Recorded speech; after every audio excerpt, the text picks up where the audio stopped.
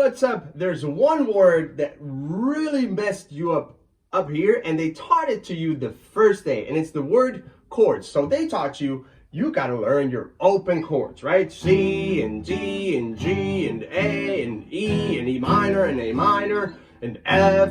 You gotta learn your chords. Well, turns out you don't have to learn chords, you have to learn shapes. Shapes that create chords. Let me explain. So let's get this D chord that everyone calls a chord, right? Beautiful sounding chord.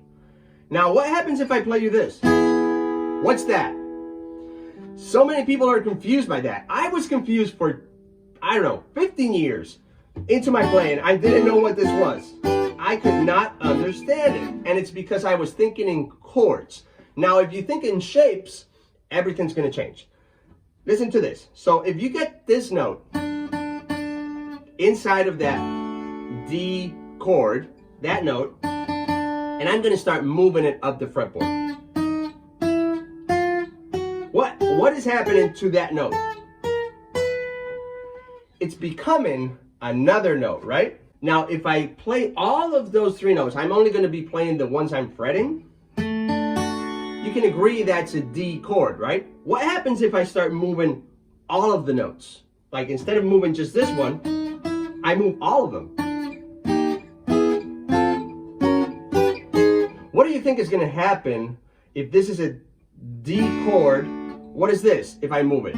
If this is a D note and I move it and it becomes another note, this is a D chord, I move it and it becomes another chord. Actually, by moving that, it becomes all of the other major chords. Wait a minute, what's this? So check this out. See? One shape, all chords. But this happens with every chord you know in guitar. So for example, let's get an F chord. You know of an F chord, right? Even though if you can't fret that F chord, you know the shape of it, right? Now I'm going to challenge you to take that F chord and move it one fret lower in pitch towards the headstock. All of it, everything. What is that? I'm going to change my finger so you can see. What chord is that now? E. Check this out. See?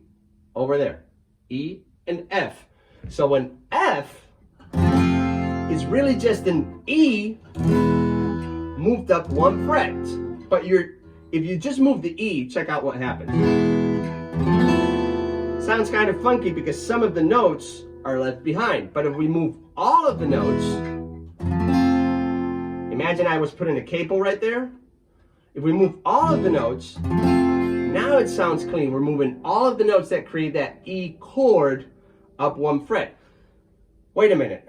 Let's look at another example. A. So you probably play an A like that. You can play like this. You can play like this. You can play it however you want.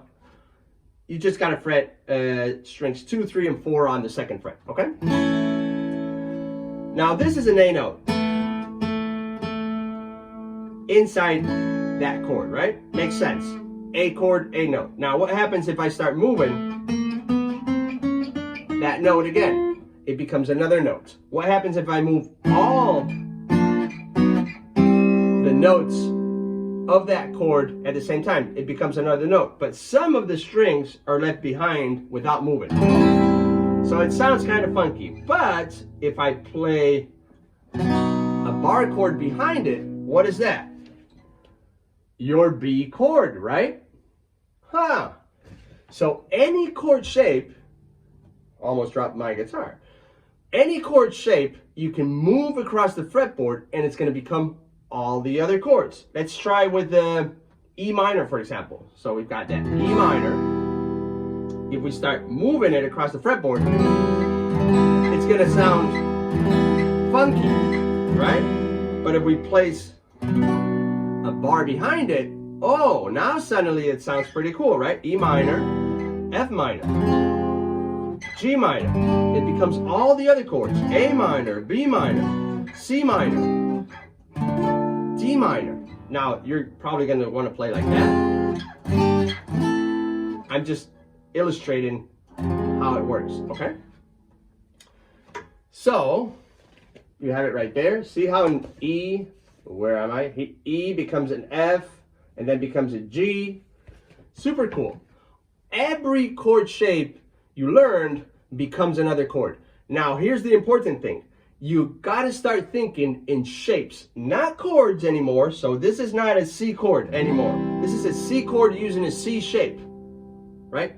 But you can play a C chord using an A shape too. Or you can play a C chord using an E shape. See how it went E, F, G, A, B, C. Same chord, different shapes. This is how the guitar works. And this is in page 12 to 13 inside of the Beginner Guitarist Playbook. I'm going to see you in the next one in page 14 to 15. Let's do it.